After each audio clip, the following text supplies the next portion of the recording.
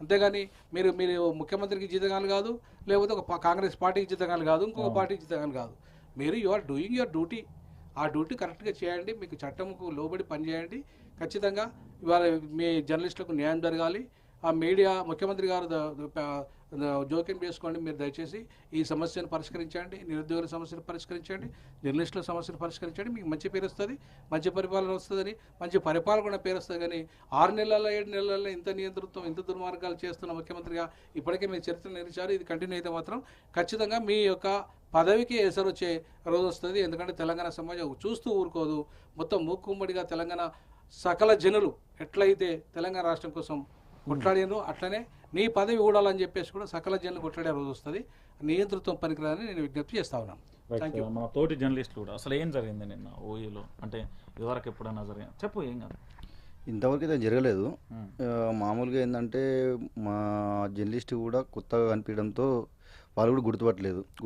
ఎవరితో కూడా మేము అందరం ఉంటాం కానీ మాతో ఎప్పుడు కాలేదు. ఇట్లా కొత్తగా ఉన్నాడు కాబట్టి జర అట్లా అయింది అనిపిస్తుంది. ఏమైంది అన్న, ఏమైంది? రైట్, చూసారు కదా, ఏం కాదు, చెప్పు చెప్పు, పర్లేదు, మాట్లాడన్నా. విషయం ఏం జరిగింది? ప్రతి సంవత్సరం ఇట్లనే ఉంటుంది.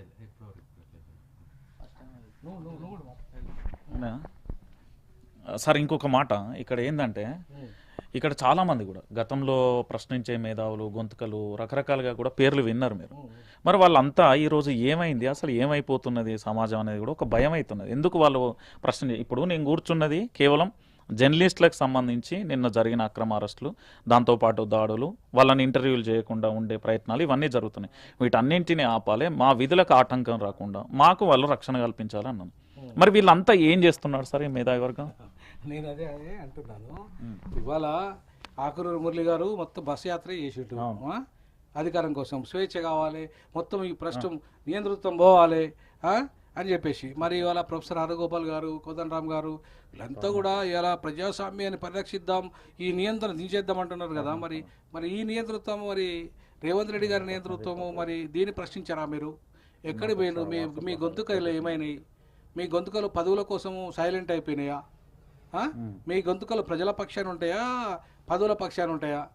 మరి వారు ప్రజలకు జవాబుదారీగా చెప్పాల్సిన బాధ్యత ఇవాళ రేవంత్ రెడ్డి గారికి ఉంది, ముఖ్యంగా మన కోదండరామరెడ్డి గారికి ఉంది, అలాగే ప్రొఫెసర్ హరగోపాల్ గారికి ఉంది, ఆకునూరి మురళి గారికి ఉంది, అలాగే మిగతా వాళ్ళు ఎవరైతే ఉన్నారో వాళ్ళంతా కూడా ఇవాళ ప్రజల పక్షాన కొట్లాడినాం, మేము ప్రజాప్రభుత్వాన్ని తీసుకొచ్చినాం, మా ప్రజానాయకుడు రేవంత్ రెడ్డి అని, ప్రజాపాలన అని ఇలా చెప్పడం కాదండి. దయచేసి ఆచరణలో మీరు ప్రజాపాలన అనేది ఎట్లుంటుందో నిరూపించండి, ప్రజాస్వామ్య పరిపాలన ఎట్లుంటుందో నిరూపించండి, స్వేచ్ఛ ఎట్లుంటుందో చెప్పండి, చూపించండి. అంతేగాని ఊరికే చెప్పడం అంటే అది అసహ్యం వేస్తుంది.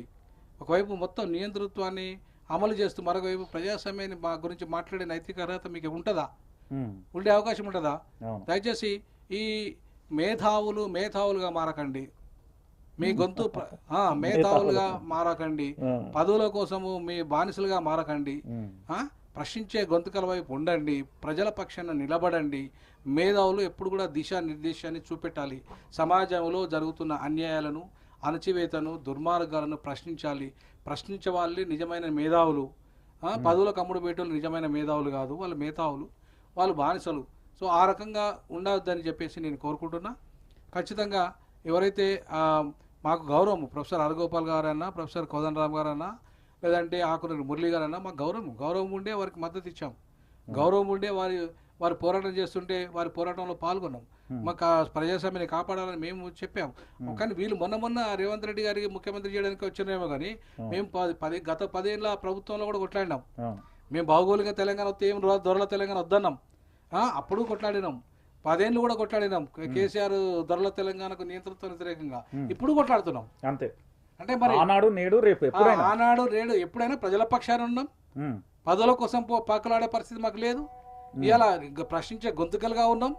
ఇవాళ ఎవరికి తొత్తులుగా లేము, ఎవరి పెయిడ్ ఆర్టిస్ట్గా అంతకన్నా లేవు. కాబట్టి ఖచ్చితంగా రాజ్యాంగం ఇచ్చిన హక్కులు, ఒక రాజ్యాంగం 20 సంవత్సరాలు బోధిస్తున్న ప్రొఫెసర్గా ఈ రాజ్యాంగ హక్కుల్ని కాపాడడమే నా బాధ్యత, స్వేచ్ఛను కాపాడమే నా బాధ్యత. జర్నలిస్టులకైనా స్వేచ్ఛ ఉంటుంది, పోలీసులకైనా స్వేచ్ఛ ఉంటుంది.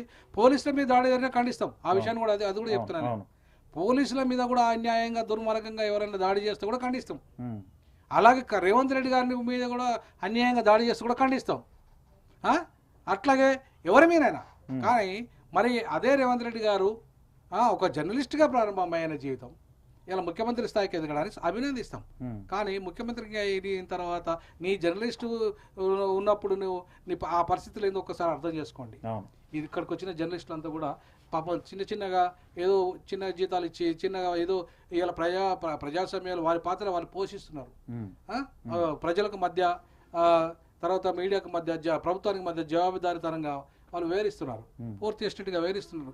తప్పు పాపం చిన్న జీతాలు అయినా కూడా స్వీయ సాహసం చేసి కూడా దాడులకు ఎదిరించి పోలీసులకు ఎదిరించి దౌర్జన్యాలకు ఎదిరించి కూడా ఇవాళ పాపం మీడియా సంస్థలు చాలామంది అమరులు కూడా అయినరు, చాలామంది చనిపోయినరు, దాడులకు గురైనరు. కాబట్టి అట్లాంటి పరిస్థితులలో కూడా మీడియా రంగాన్ని ఎంచుకొని ప్రజల పక్షాన్ని నిలబడాలని, కనీసం ప్రజలకు సంబంధించిన కొన్ని అంశాలను ముందు పెట్టాలని ప్రభుత్వం దృష్టికి తీసుకురావడం నేరమైతే కాదు.